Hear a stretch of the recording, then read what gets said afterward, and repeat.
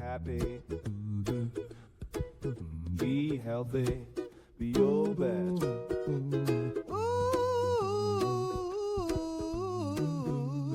So we're going to talk in this episode about seed oils.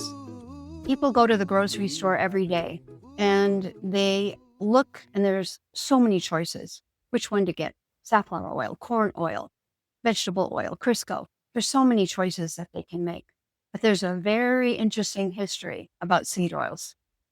Seed oils started to appear in food in the early 1900s.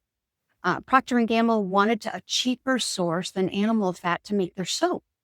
And so they did a mass production. They invested in a mass production of cottonseed oil, a waste product, and were able to use it to make their soap instead of animal fats. Well, how do you go from soap to food? Well, they needed new ways to use this process that they had come up with because they had invested heavily in it. So it was really interesting. There was a German physicist by the name of Edwin Kaiser who in 1907 told them about a chemical process that could create a solid fat from a liquid, a solid fat. They were thrilled. They got U.S. patents on the process. They built a lab and they created a pearly white substance that looked like lard. A solid hydrogenated oil made from waste from the production of cotton, and the era of Crisco was born. So it was brought to market and they started selling it to home cooks as a better alternative to use instead of animal fats. That was just the beginning.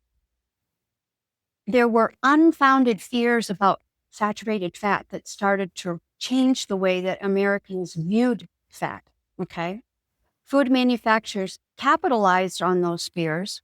It actually was during Eisenhower's term that it actually pinnacled because he had a heart attack and his attending physician who was invested in some of the companies that were making the different seed oils started to recommend that there was the possibility that Eisenhower had died because he used too many animal fats. Put him on a diet that was just using vegetable oils and eating like a little flatbread for breakfast type of thing.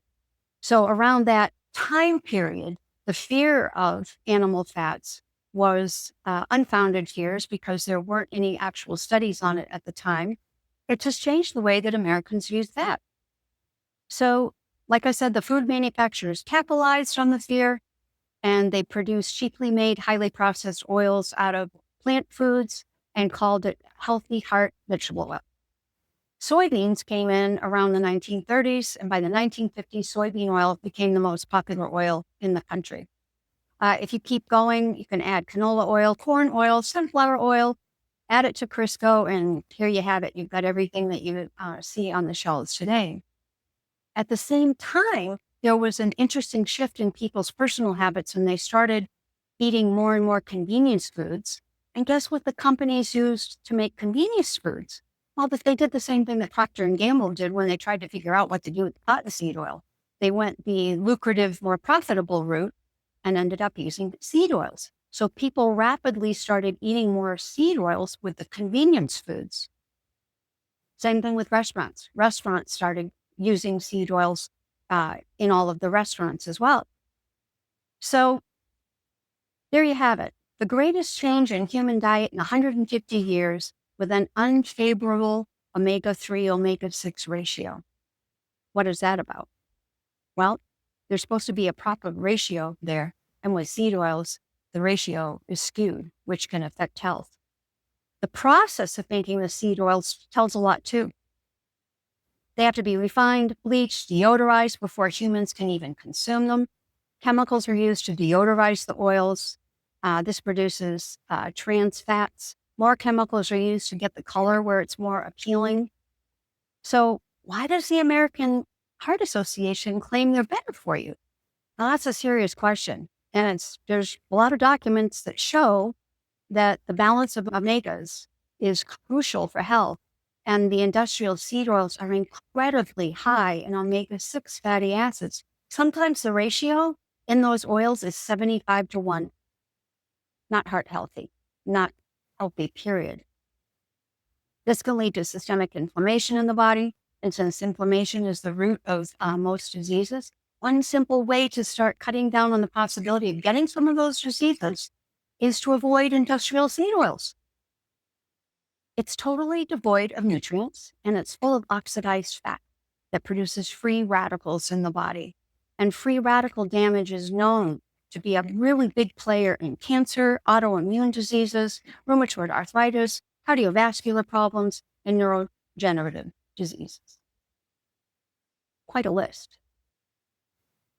So an issue from a popular science magazine described the whole process this way. Found this fascinating, actually comical.